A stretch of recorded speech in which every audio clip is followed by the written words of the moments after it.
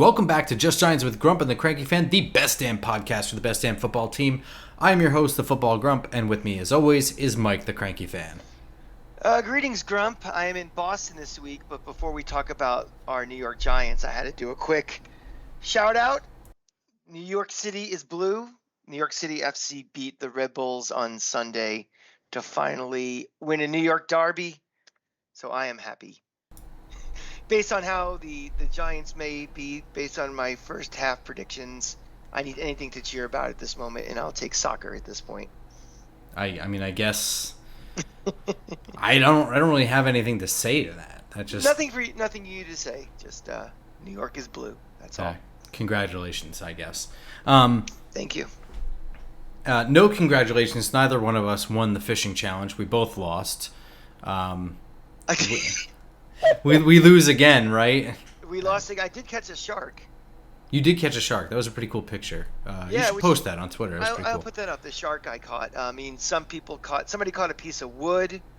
Somebody caught a little, I don't know, a school of mussels. I guess, what do you call it? A gaggle of mussels? I don't know. A cocktail of mussels? A cocktail of, strip maybe. No, so, we both suck. None of us caught a keeper. So besides, how bad these picks may be, don't even hire us for fishing because we're equally as bad at that. We're a good party, I think, though. But. We're a good party. We had a good time. It's good to be together. We hardly ever see each other in real life, so it's good to see each other again. Yeah, in the off season. In the on season, we see each other every week. But. Yeah, you're like my second wife almost. So yeah, it sucks. Anyway, speaking of sucks. We are now in the second half of our predictions here. We ended with the bye week. I have us sitting at a miserable 3-5 with some wins against Carolina, Chicago, and Jacksonville, and losses against Tennessee, Dallas, Green Bay, Baltimore, and Seattle. So they're coming out of the bye week not feeling too good, and they walk into... They come home. They have Sunday, November 13th at 1 o'clock. They have the Houston Texans come into the stadium following the bye week. How do you feel, Cranky Fan, about that matchup? Well, first of all, I wish I could say we were 3-5 coming out of the bye week, but I had us at 2-7. I think it's going to be a rough start for this team, but I think the bye week is going to be where we turn the corner a little bit. This is where I see adjustments being made. They're going to have a chance to finally, after a pretty crazy schedule. I mean, think about it. They're going to be in London, home, down to Jacksonville, out to Seattle. I mean, that's a lot to ask for any team that's kind of, I don't want to say limping into the bye week, but just exhausted into the bye week. And I think they're going to need a mental break at that point. And I think the coaches will have by that point, 8 games of film, half a season. I think you're going to see some adjustments. I think you're going to see a little bit of a better attitude from this team. This will not be a repeat of last year where we saw a team quit on their coach. I don't think that's the case at all. I think we respond with a victory. I am going to put this as a win in pencil over Houston. Houston is going to be terrible. I don't think the Giants, while I have them at 2-7 at this point, I don't think they're going to be as bad as that record indicates. I think they're starting to figure things out. They get a much-needed win at home to come back from the bye.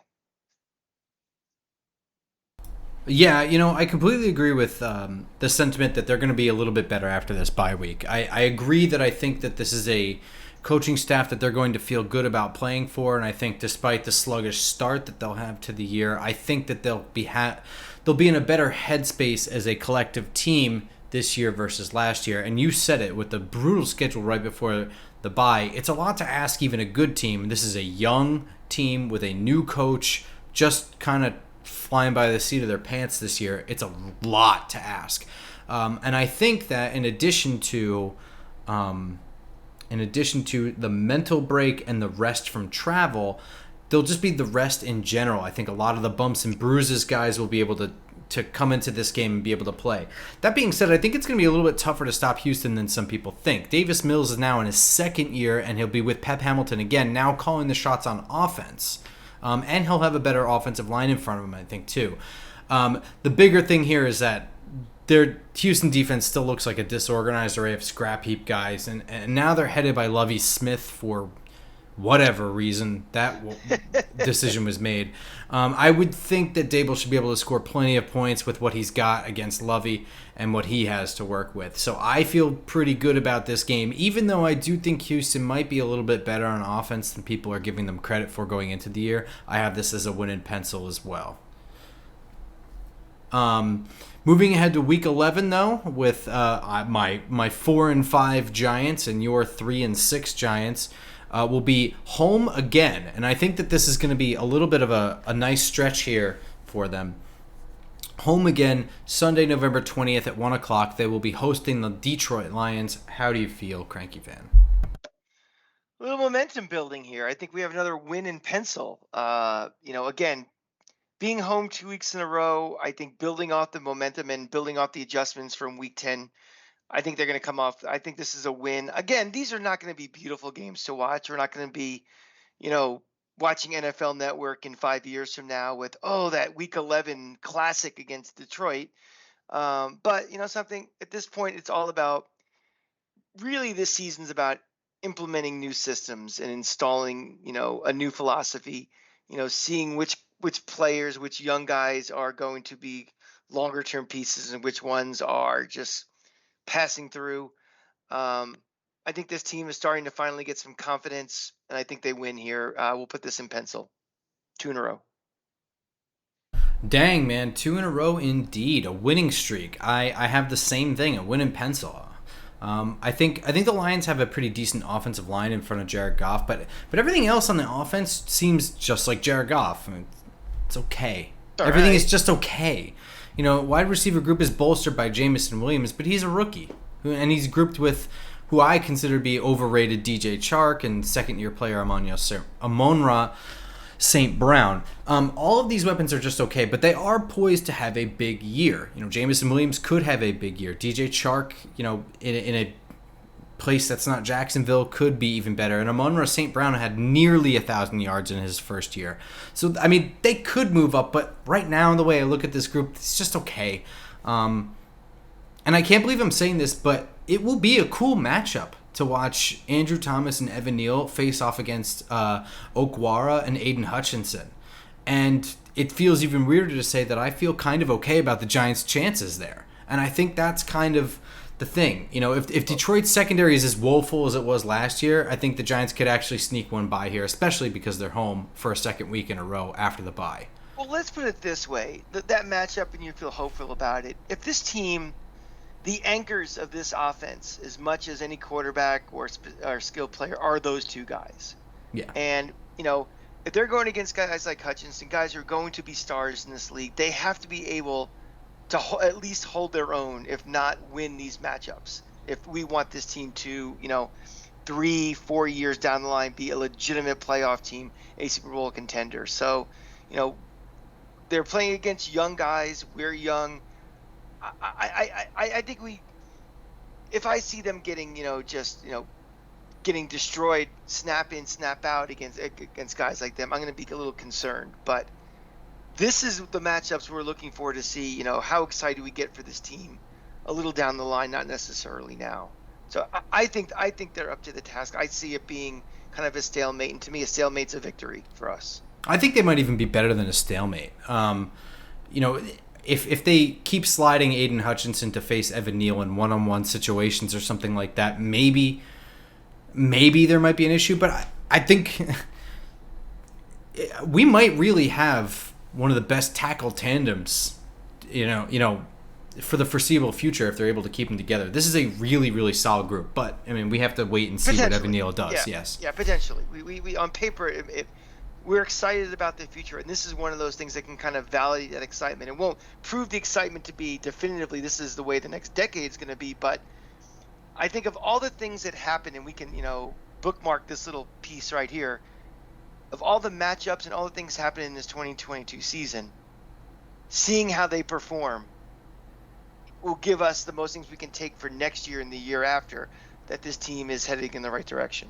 Well, let's sit here and talk about this for a little bit because, I agree. Everything you're saying is still correct, right? Like on paper, everything is just on paper. We haven't seen anything yet. Dude hasn't even really worn a full uniform yet. And I understand all that. But if these guys are to be who they are supposed to be from where they are drafted, this is a matchup that they should win. They should shut this down. Okwara is just okay. He's just okay. And Aiden Hutchinson is just as much a rookie as Evan Neal is. That's my point. The combo here, this shouldn't even be a stalemate. This should be a win. I expect this to be a win if they're going to be what we expect them to be. I'm not thinking the moon of Evan Neal when I say he should be able to win matchups against Okwara. He might have a bad snap here or there, but I mean, overall for the game, I don't think we should be thinking about either one of those guys. They should not be hitting the stat sheet too much.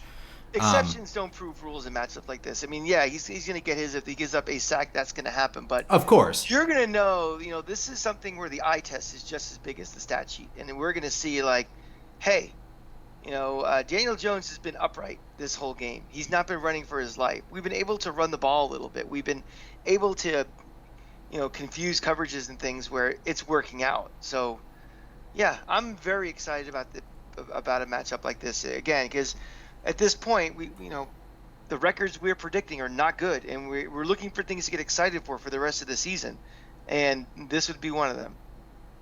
Yeah, I mean, like I said, this isn't. They're not going up against two Von Millers over there. No. This is a matchup that they should win. That I expect them to win in their in their first year or whatever. Going forward, I expect this group to continue to get better and fight against great tandems. But this is just an average tandem. They should dominate. And I think that at this point in the season, week 11 of the first year, I think is a good litmus test to see how they're doing and how they're progressing. I think it's the most optimal point to do that evaluation week 11 because the first few weeks, the first couple of months, they're still getting their feet wet, playing in the NFL, the speed of the NFL, the size of the guys they're going against and all that.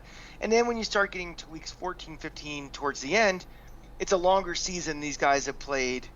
In college, yeah. Yeah, I mean, okay, Evan Neal, with Alabama, obviously they play a lot, but still, you're talking about a 14-game schedule and also a pretty nice break in between the SEC championship and the playoff. Yeah. So this is a good, excellent time in the season to do this evaluation. This little self-check, not the final exam, but a nice, progress report. And the worst time to check a team and get a real good barometer of how they're doing would be a Thursday night game, like the Thanksgiving game, November 24th, 4:30 at Dallas. The Giants will be traveling to Arlington, Texas, where there is nothing but a stadium and a field. Texas Live is pretty cool. Oh, yeah? Yeah. Cool little entertainment district right outside the two stadiums, so it's pretty fun. Yeah, I'll give them that. Burn it down. Anyway, how do you feel about a Thanksgiving matchup against the Dallas Cowboys? There is always one game a year where you think there's no hope and the football gods shine on you, and this is that week. Dallas is not that good on Thanksgiving. I mean, it's one of those things that's like, everybody assumes all the Cowboys, it's the late game and, they're at home. It's Thanksgiving tradition. But, they've lost 2 in a row on Thanksgiving. And here's something interesting, for all you gamblers out there. They're 1-9 against the spread in those last 10 Thanksgiving games. So that tells me that either everybody just overrates the Cowboys, which is very possible, or they're just not as good as everybody thinks they are. And all these games are close. So they're not playing well. So it's actually a pretty good time if you want to pick them off, especially let's say we're completely wrong with our picks and we are somehow in a race for a wild card spot, or God forbid, we're fighting for the division. We know that we're not excited about the Cowboys coaching staff. We thought it was a mistake when they hired Mike McCarthy as a head coach. We both don't think he's a very good head coach. Short turnaround time as well. Maybe they're potentially overlooking us or something. I think this is that week of the year where we shock the world. I'm putting the Giants winning in pencil, 3 in a row. Wow, look at that. It's like you looked at my notes.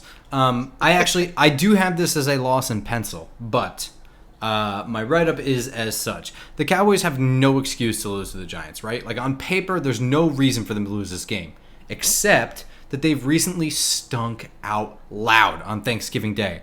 for whatever reason, they just look like trash. Often losing to trash teams. I think when we first did our schedule release episode, when I first brought this up, I actually looked at it. I think they've won 3 of their last 10 Thanksgiving Day games or something like that. It's really bad.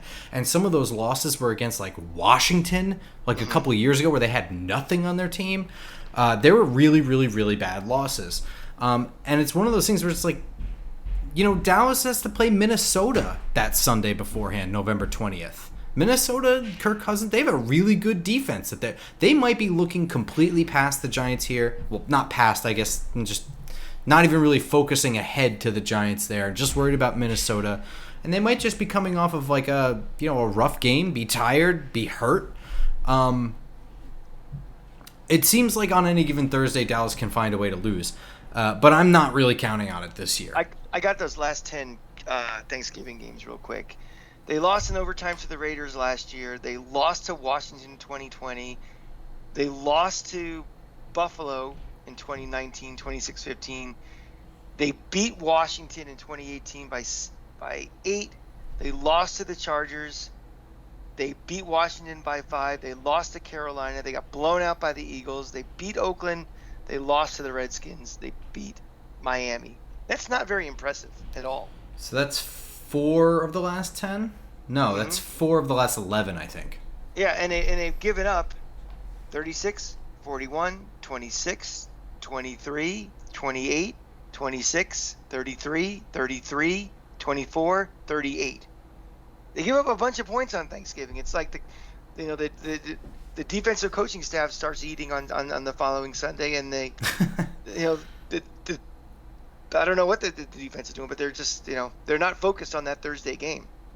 And I also didn't give you a bunch of Super Bowl winners in that list either. Oh. Well, a lot of junk they played. For real. Giants, the only thing is that the Giants aren't really any better. They're just not equipped depth-wise to deal with the short turnaround, like a Thursday game. And that's what's really throwing me here. Like, I know that Dallas also has a short turnaround, but they're better with their starting group, and they have more depth. So if their starting group is hurt, they've got to insert a guy in depth in some spot or whatever. They usually, depending on the position, they've got the guy that can go in there and do an adequate job. The Giants just aren't there roster-wise. The short turnaround is just going to affect them more. Even if they are coming off of an easier team, even if they are coming off of a win and Dallas is coming off of a loss against Minnesota, they're just better equipped on paper to deal with the short turnaround, and that's why I still have this as a loss in pencil. But I 100% agree with you. This is the time that they could pick off Dallas in this year. I'd rather play them on Thanksgiving at 4:25 than play them on a Sunday night game or even a Monday night game. Absolutely right. In a prime timer. Yeah. The only thing that sucks is I just don't like playing on the Thanksgiving game. How do you feel about it?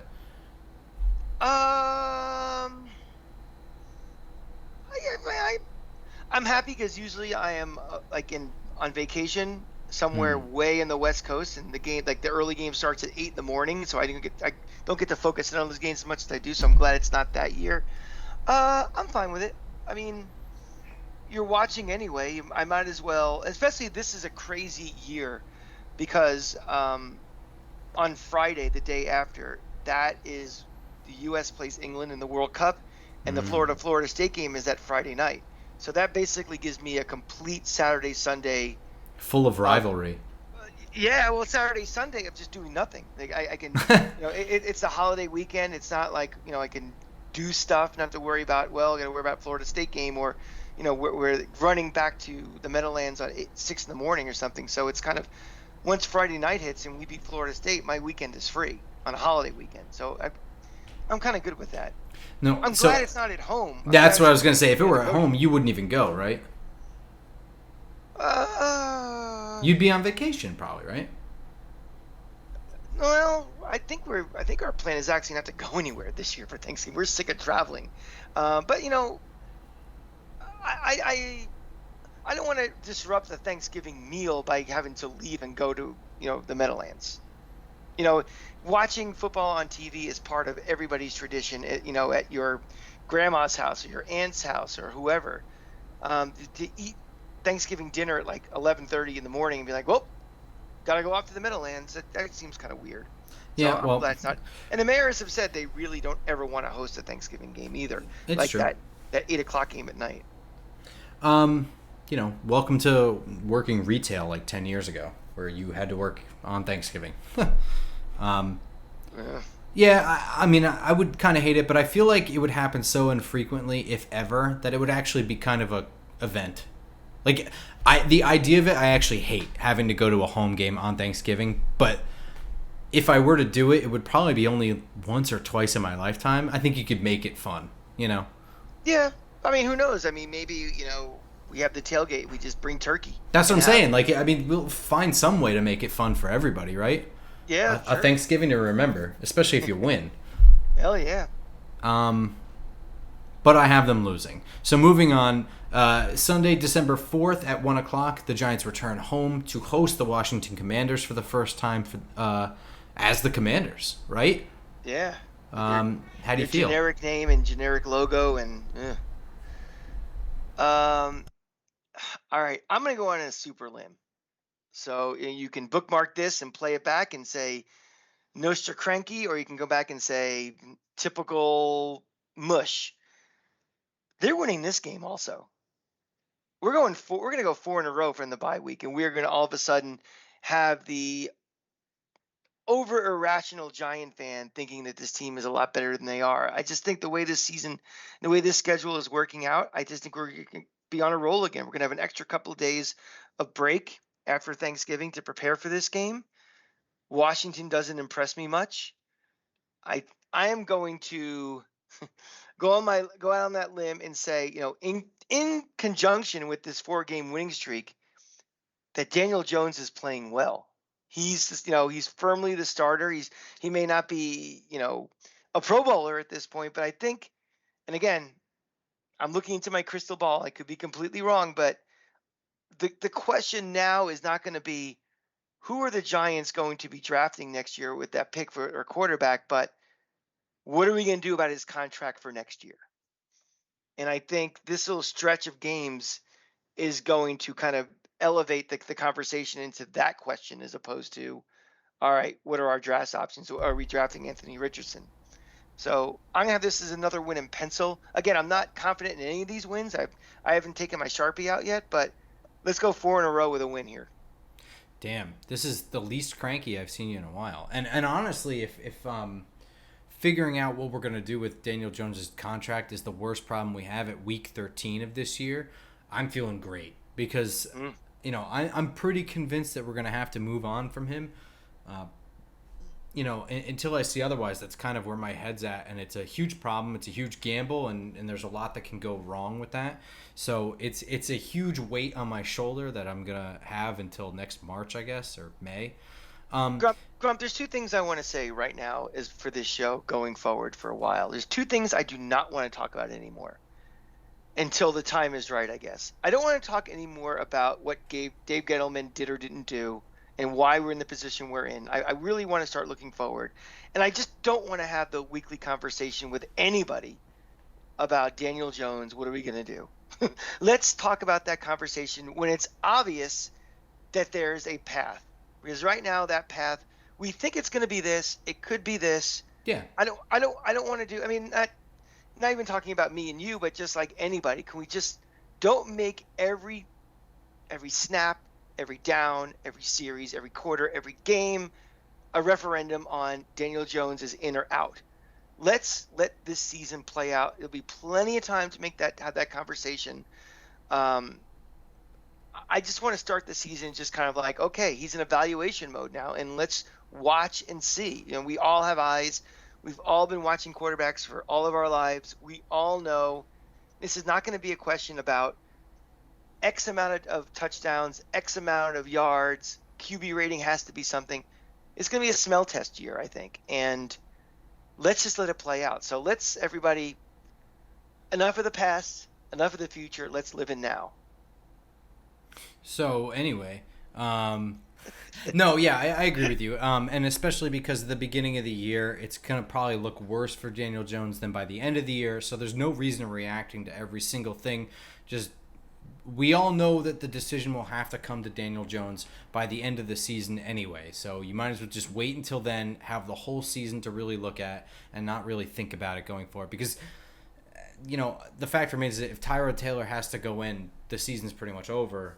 So whatever. Oh, yeah. And again, me and you are not overly concerned about this season as far as a win-loss or playoff or not. I'm glad we have him though, because we don't want a repeat of last year if Jones gets hurt or Jones is ineffective, that it just takes the whole team down with him. That's not going to happen with Tyrod Taylor. No, he should be able to keep the team afloat if it's early on and whatever. I'm just saying if the move is made, then the whole team is waiting for that direction anyway. So it just like you said, just wait till the end of the year and we'll deal with Daniel Jones when we deal with Daniel Jones. That being said, for this game, I think Daniel Jones will put up some serious points in this game. In fact, I think this game is going to look like a shootout between two terrible teams. I don't really have any idea how either team is going to stop the other. I mean, you really think about what Wan'Dale Robinson and Kadarius Toney and to some extent Sterling Shepard probably can do with the underneath stuff, and then add in the Kenny Golladay, Darius Slayton, and again Kadarius Toney working deep against these defensive backs and these linebackers. They could really just rip shit apart. And on the flip side, the Giants are just simply not really equipped to deal with Terry McLaurin, Curtis Samuel, Jahan Dotson, and De'Ami Brown. That being said, I do think that whether it's Carson Wentz back there or Taylor Heineke, Martindale can throw enough at either of them to screw up the timing for them, and I think that this is a win in pencil. But it will be an exciting one between two teams that are not very good, probably a lot of points scored. That's what I'm thinking here. And I don't have them in a 4-game winning streak, but I do have 3 of the last 4, which is pretty impressive and should feel good for Giants fans. Do you think in this division, as we see it now in mid-July, if the Giants are, what are we talking? I think I have them at 7-7 or something here. 7-7, 6-8. That puts them squarely in the race for the division, right? They're in the race for the division, but I think Philly and Dallas might be pretty close to the top. I think there might be a considerable different distance between us and them, and they might be really close. I could see it going that way, but I could also see them, in a much tighter division, at 6-8 or whatever we just said. I think there's going to be a lot of parity. I think there's going to be a lot of parity in this division. I think you're not going to see anybody sweeping anybody, no matter how good or bad any of these teams are. I think it's going to be one of those, when they play each other, 1 week Washington wins, 1 week Philly wins, 1 week the Giants win, 1 week Dallas wins type of thing. Which one of these teams will look good against, and win the games they need to against non-division, non-conference games. And that's going to be an interesting thing to look at. And speaking of those division games, roll right into the next division game here. Sunday, December 11th at 1 o'clock, the Giants will host the Philadelphia Eagles. It'll be their first matchup of the year. How do you feel about this game? I thought about this one. And did I have enough balls, I guess, to say they're going to win 5 in a row? The answer is no. And I again, not because it's even Philly. It's just I don't know if this team is good enough, even if they're playing over their heads to win 4 in a row. Of that 4 in a row, 3 of those teams are not very good. And Dallas, again, I know they're going to get a lot of hype. They're going to have to prove it to me on the field that they're really good. I think this team still, even if they have that little bit of a winning streak and they're playing well in the second half of the season, is still not good enough to be consistent and win a game that I don't know if should be is the right term, but certainly could win. I just think the magic runs out here. I'm going to have this, unfortunately, as a loss in pen. I, too, have this as a loss in pen. I don't think that the Eagles are going to be champions or anything anytime soon. And I don't really believe that Hurts is going to be their long-term answer. No, I don't so either.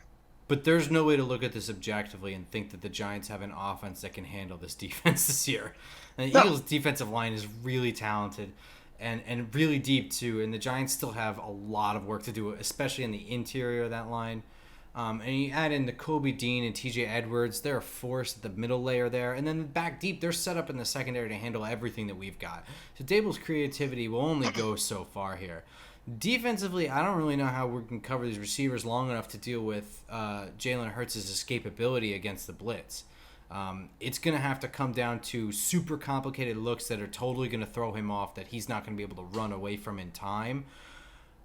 But when I think about that, I think that super complicated looks like that are just as likely to screw the Giants up as it is Jalen Hurts. So I don't feel any good about this game. Although, we're getting to week 14, 15, this team has been playing together for most of the year. So I'm thinking a lot of the communication, if they remain healthy. I mean, if we have a mass unit out there where 7 starters on IL, all bets are off. But if this team is relatively healthy on defense, I'm expecting them to play a lot more cohesion and understanding and communication than they would have in week 1, 2, and 3. So that may not be as much of an issue as it would be if we were playing them in week 3.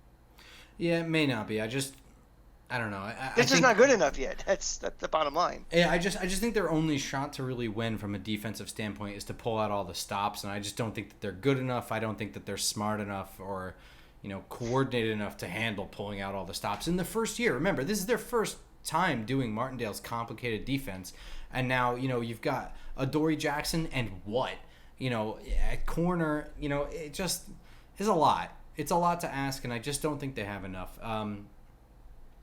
Moving into week 15, Sunday, December 18th, we keep it within the division. The Giants go to Landover, Maryland to play the Washington Commanders a second time. How do you feel about this matchup, Cranky Fan? I feel like that Philly game, a loss is going to be, burst the bubble a little bit, burst the balloon, burst a little bit of the confidence. I think going to Washington, you're playing there in late December. That game could either be a Saturday or Sunday game. It's, however they flex it out based on the rest of the league. That is one of the worst turfs or grass fields in the NFL, and we're playing there late December. It's probably going to be ripped up and shitty. It affects both teams, but I unfortunately, again, because I don't think this is going to be a very good team. This is a game we should win. And how I said, that Dallas game was the one that surprises us, that we win a game we should lose. I think this is a game we lose that we should win. I'm going to have this as a loss in pencil. Now, see, I have this as a win in pencil, and here's my real prediction. I think these teams are both fairly evenly matched, right? But I think by week 15, the Commanders might be in trouble in the locker room. Ooh. Carson Wentz is a known cancer. Taylor Heineke is just okay. And if that's the case, fans might even be calling for rookie Sam Howell. That could go either way for the Giants, but I am willing to bet a losing season plus a losing locker room rift will lead to an unprepared, distracted, and lost Commanders team in late December. And also, I think we might even start hearing some buzz about Ron Rivera and what he's doing with that team. Will be his 3rd year with the team, right? Yes. Still not much to show for it, just sitting around the middle. An improvement of what they were, but still not winning. And, the media likes to jump in on shit like that. So that's actually how I see this one. I have this one as a second win in pencil. Yeah, but something though, I mean, again, the coach always gets the criticism, gets the brunt of the abuse of the media thing, but it's not his fault. I know, that's what I'm saying. It's like, it's ridiculous. If they're going to start calling for his head, I mean, it's like he was given Carson Wentz, for Christ's sakes. I mean, gun to your head, would you rather have Carson Wentz or Taylor Heineke right now? I would rather have Taylor Heineke. At least there's upside there. Yeah. Again, that's not an ideal choice, but I mean, I agree with you. I mean, Carson Wentz at this point, you know what he is, and it's not very good. And you're right. And not for nothing. There's a reason why he was, booted out of Indy so fast that the owners were like, get him out of here. I believe his back issue that he suffered with Philly is like a for life issue for him. That it's just he's in constant pain. It's kind of why he sucks even worse now than he used to. If I'm remembering that correctly, it was that it was always going to be a thing, and it was going to be up to his pain tolerance for how long he was going to be able to play. Which for a quarterback and your back, I mean, isn't that not every single throw? Exactly. Ask guys like Troy Aikman, shorten their career. Then week 16, the Giants play December 24th. That is Christmas Eve, 1 o'clock at Minnesota. How do you feel about this one, Cranky Fan? I feel like the Grinch is coming early. This is a loss in pen. We're not going there and winning. It's pretty as easy as that. Yeah, I mean, I don't I have a mean, whole lot more to add. the season's kind of over now at this point, and now it's kind of, again, a very young team playing week 15, longest a lot of these guys have played before. I think it's one of those games where there's really not much to play for anymore, and I think they lose in pen. I have this as a loss in pen as well. I think the Giants are going to have a really tough time covering Adam Thielen and Justin Jefferson. I don't know how they're going to do that. But I think they'll be able to get after it against the offensive line and force Cousins to do some stupid shit. But that said, I don't think it'll be enough. I think this is going to be another uphill battle for the offense more than anything, though. And that's what's really going to make it hard. Minnesota is fairly stacked on defense. And right now, in year one of a new system, with injuries likely mounted by now, I don't think the Giants' odds, I don't like them to put up sufficient points to win here. Remember, we're doing these picks assuming we have a healthy roster. We're not factoring the potential that, we could have 3 offensive linemen hurt or a backup quarterback or any of the. Remember, I mean, like a lot of these positions, if one guy is hurt, we're dealing with trouble. So. Very serious depth issues, yes. So we both have that as a loss in pen. That's depressing right before Christmas. But January 1st, New Year's Day, the Giants will be playing at home at 1 o'clock versus the Indianapolis Colts. Do you feel any better about this on this holiday? Nope. I think there's going to be a final little slide at the end of the season. I didn't want to, as we're doing these predictions, I didn't want to talk about injuries or anything, but I feel like at this point you kind of have to think how thin this team is going to be with just natural attrition. And by this point, it's the last game, the second to last game of the year. I think the back was broken back in that Philly game. I'm going to have this as a loss in pencil. And I think I'm trying to think of how the mood would be of the fan base and the media at this point if they do lose a third in a row in December into January. I mean, how much patience do you think this coaching staff is going to get? Not that anybody's going to be on a hot seat, but we think the mood will be just overall. Well, if we're going by our predictions up till this point, I would think that Giants fans would feel okay. When you really think about what we've predicted so far, it's going to be, and again, we're doing this exercise. This is like a fun thing that we do, but we don't usually talk about wins and losses as a barometer for how a coach is doing. So everything we're talking about in this exercise is sort of irrelevant. What's most relevant is the fact that they're getting these wins and stacking points.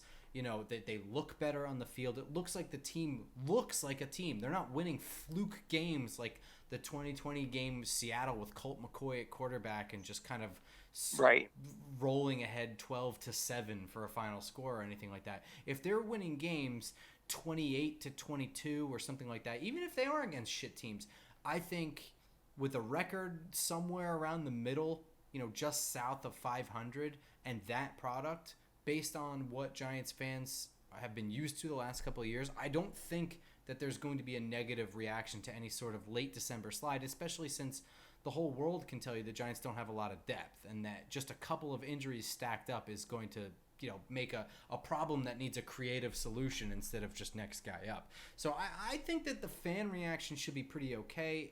At worst, maybe pretty tepid based on our predictions. But if they're winning games the way they have been winning games the last couple years, where they're just kind of scraping together some horse shit and just kind of winning by 2-3 points every time and blowing the games they should be winning, then we're talking about something totally different, right? Here's my prediction. I'm just breaking the rule I said 10 minutes ago. I think we get to this point, if you listen to the Fan or, read the New York Post, it's going to be 24-hour Daniel Jones talk at this point. And I think, in a way, that's going to give this coaching staff a little bit of cover. That, if all the attention's on what are they going to do with this quarterback, if they have a little bit of the run in early, December and then they fade off, around Christmas time or something, you can make a case that because that run's going to have to happen because Daniel Jones is playing well. I mean, that so goes he, so goes the record, if we're talking from a record standpoint. Probably, yeah. So I think there'd be enough of a debate that will be the number one topic among the mainstream fan, the mainstream press and media. So I think all that will happen while that's happening. Again, I think that gives this coaching staff a little cover and a little bit of a distraction that we're not focusing on, hey, is this coaching staff doing a good job or not or anything. They kind of can slide underneath a little bit. That is a pretty good point. I think you're right. If they've got a decent record, they've had a middle of the year winning streak, and then they're just on a slide there, then you're probably going to be in a heated debate as to whether or not Daniel Jones is worth keeping. And because Daniel Jones is not really tied to the coaching staff or general manager, they won't even be part of that conversation. And Giant fan has to remember too, if they're pissed off, if this team is, 5-10 around this point, ask any Giant fan who is knowledgeable at all, what's your prediction in mid-July? It's probably about that same, they're going to probably be very close to what you think they're going to be right now at the end of the year. So to be pissed off and outraged and shocked and demanding coaches' heads or anything, it's just like, well, you thought they were going to be like this before the season started. Right. And speaking to this New Year's game, I have this as a loss in pencil, but there really isn't a good reason for it. And I don't think the Colts are in the position to be winners this year. In fact, I think the Giants should win this game. It's just not a game I feel like they're going to do well in for no reason at all. It's going to be one of those games. If this game is in week 6, I'd have this as a win in pencil. I agree. For sure. Yeah. And neither team is going to be playing for a playoff spot. It just feels like the game that they should win, that they'll be winning all game, and then they're just going to fall apart at the very end just to top off my fucking New Year. Well, but this for a prediction. What do you think the attendance will be in that game? I mean, it was wretched at the end of last year, and we know all the reasons why. What a stink that organization had. That was my conspiracy theory is that there was only one really late home game for that reason this year. Like, I honestly think that there was some sort of weird plea to the league to not have a whole lot of home games late in the year. Interesting. I mean, to me, there's a bit of a home field advantage of playing in the Meadowlands in December and January. I agree, but I think that maybe that was just I think the idea is that if they're going to win, they're going to win. But I'd rather not have any more shots of my empty stadium or a stadium filled with Eagles fans or whatever. Well, see, I think that's an interesting barometer to me of what this fan base, how they're feeling. Yeah, it's like it's New Year's Day, so that's what makes it weird. That's true, but what else is everybody doing on New Year's Day? I don't know, but if I'm hungover, the idea of going to a losing game on a losing season in the cold outside is not really a thrilling idea. You and I are freaks and we'll do it. But like the average guy, they're not going to do it. It's the last game. That might be a more empty stadium than it is an Indianapolis stadium. You know what I'm saying? But think about this though. I mean, before that, the last home game is December 11th. It's their last time to see him for the year. I'm talking about, forget New Year's Eve, New Year's Day and all that stuff. It's just, okay, how much is this fan base going to be as checked out as last year, this year? Or are they going to be like, okay, I'm still in on this team? Because usually when it goes back, when the apathy is what causes nobody to go to games. Not that they have a losing record and it's like, oh well. Thing. I think this team is going to be more exciting to watch. Defensively, I think there's still a lot of things that are wrong, but they have an exciting coordinator that brings an exciting defense to it. Offensively, they have a creative guy, and it looks like this team is going to be scoring points, and he's going to be able to utilize the athleticism that they already have assembled. I think this team will be exciting to watch, and therefore, I don't think it'll be the dud for semi-casual fans, to miss out on. And like you said, this will be the last chance for them to see them this year. It might be worth it. Yeah, I mean, it's a semi-potential chance of them being a really exciting team. Saquon Barkley's 100%. He's running behind an offensive line that, creates holes for him and creates opportunities for him. If guys like Robinson and Kadarius Toney are the shifty, twitchy guys we think they can be with the ball in space. If Kenny Galladay somehow regains the form he had when we signed him. They can be pretty exciting to watch. I agree. Even if you throw in a Daniel Jones 40-yard run here and there, and things like that, they can be, Fun. if not It's winners, just at least fun. entertaining football. Yeah. And that's why people spend money, is for the fun. Yeah. And what's not fun is ending your year, Week 18, Sunday, January 8th, at Philadelphia. I imagine you have a very short analysis of this game. As Clubber Lang said in Rocky 3, prediction, pain. Not good. I mean, Philly is probably fighting for either the division title or at least a wild card in this game. And they just have a hard-on for us. I mean, it seems like some of the moves they've made in the last couple of years are just to troll the Giants as much as it is to improve their team and their roster. Nothing would give them boners more than being able just to blow us the hell out. So this is a loss in, I don't know, what's more than a Sharpie? Stone? Yeah.